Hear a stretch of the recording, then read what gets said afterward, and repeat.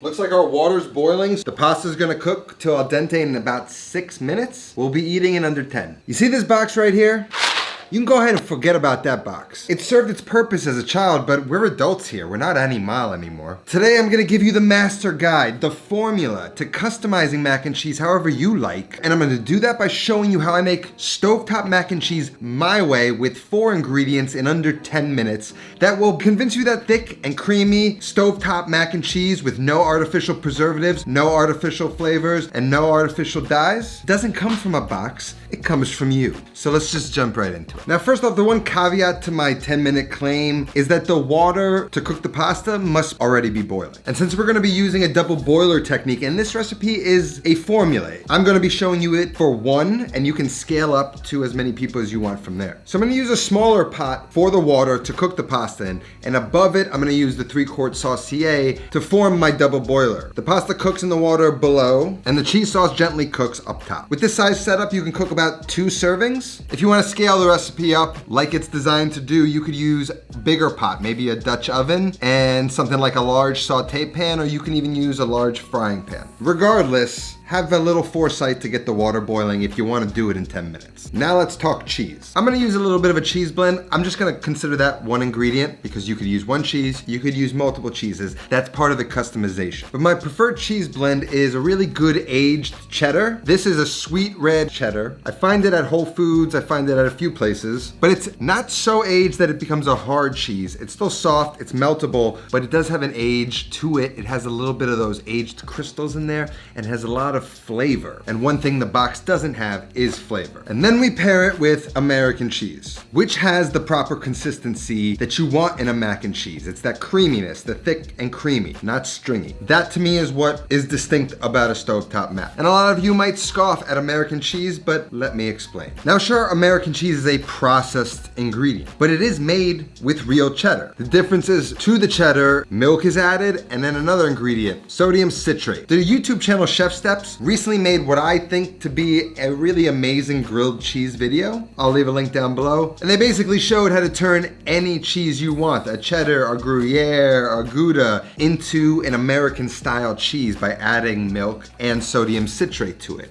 to get that cheese that oozes out just like American cheese. Because like they showed, if you were to just melt cheddar cheese, eventually the oil kind of breaks and separates, which is what happens in a lot of fancy grilled cheeses that use real cheese. But by using the sodium citrate, it sort of binds those fats and those oils back together and allows it to be this creamier mixture that melts very much like American cheese. And since American cheese already has sodium citrate in it, we don't need to add anything to our cheese. However, if you wanted to use only cheddar, then go sign up with Chef Steps and get this formula for turning any cheese into a melty American style cheese. But today, the good people at New School American Cheese, a new American cheese company founded by Chef Eric Greenspan, they work to create a better American cheese, one that doesn't taste like plastic and more like a fine cheese, but has all the characteristics we love of American cheese. It's made with real aged cheddar, some butter, real cream, and of course, it has the sodium citrate. So today I'm going with the 50-50 blend, cheddar and the New School American cheese. You can use regular American cheese, you can use Velveeta. All those things are fine. They're gonna give you that consistency, the mouthfeel that you want. That's what American cheese brings. The cheddar brings the flavor. Now get out the parchment paper, a scale, a bowl on top of the scale, and tear it to 0. The parchment paper will help contain and transfer the shredded cheese. Then I'm gonna cut a chunk of the cheddar, see where we're at. We're a little under, so I'm gonna grate that chunk, then grate a little bit more, transfer that into the bowl to weigh. That's close enough. With the American cheese, the same deal. Cut a chunk off. But first, let's take a look at this American cheese, and it looks like real cheese. This is good stuff. Then grate some of that cheese, get it in the scale to weigh, and just add enough to reach anywhere between 210 and 230 grams of cheese total. I also shred a little bit more in case I need to adjust the sauce in the end, and also just to have some grated American cheese on hand. Then wrap up the cheeses and get them into the fridge. Then we're gonna measure out the milk. We need about a 1/2 cup or 130 grams. We wanna get that right into the saucier that we're gonna make the cheese sauce in. Next up, a lot of people will use macaroni or something like that, or the elbows. Cavatappi is my noodle of choice. It's like traditional macaroni, except the noodle's longer. Easier to fork, it's a no-brainer. You need about 5 to 6 ounces. That's one portion. We got our pasta, our cheese, our milk, and some salt. So this is your basic mac and cheese formula. This is for one person. You can double it, triple it, whatever you need to do to scale it up from here. Looks like our water's boiling. The pasta's gonna cook till al dente in about 6 minutes. We'll be eating in under 10. Now at the stove with the water boiling in the sauce pot, add salt for the pasta and then place the saucier with the milk on top of the sauce pot. And I'm gonna set a stopwatch to show you how I'm gonna get this done in under 10 minutes. And then let that milk warm up for about a minute or so. We wanna make sure that milk is hot before we start adding cheese to it. After a minute, get the pasta into the water, give it a stir, then return the saucier to the sauce pot and begin slowly adding the cheese, a few handfuls at a time, making sure that the cheese is fully melted before adding another handful. If your heat is on high, make sure you lower it to a gentle simmer to make sure that the water doesn't boil over, and then keep working that cheese into the sauce until it's all completely dissolved. Now, while the pasta's cooking and the cheese is slowly melting, it's a really good time to talk about the amazing pans we're using today, thanks to our sponsor today, Made In. You see, this recipe uses a double boiler, so the pans and the pots you choose are important. And the stainless steel collection from Made In can't be beat when it comes to quality and price. Made In stainless clad pans are crafted in Italy and made of a premium 5-ply stainless steel material. And the 5 layers allow for superior heat retention, even heating, and ease of heat control. The handles are designed to stay cool on the stovetop and are ergonomical to help balance the pan. And for me, when I'm choosing a pan, honestly, steel,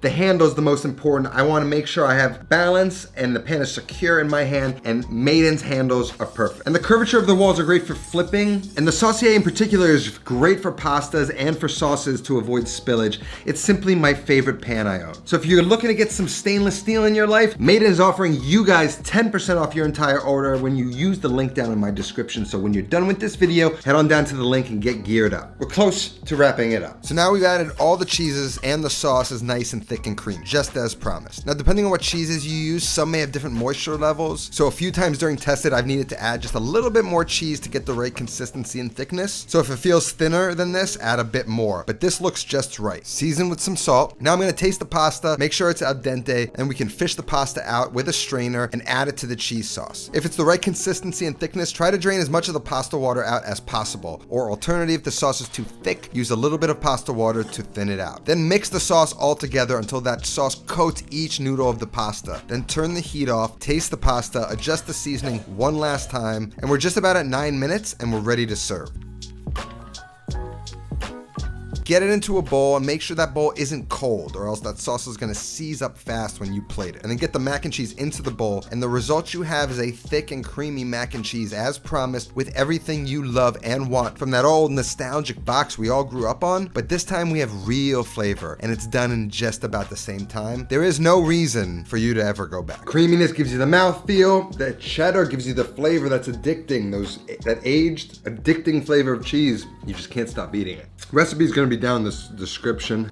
I must finish making love to this, but that's all that I have today. I'll see you next time. Until then, take care of yourself and go feed yourself.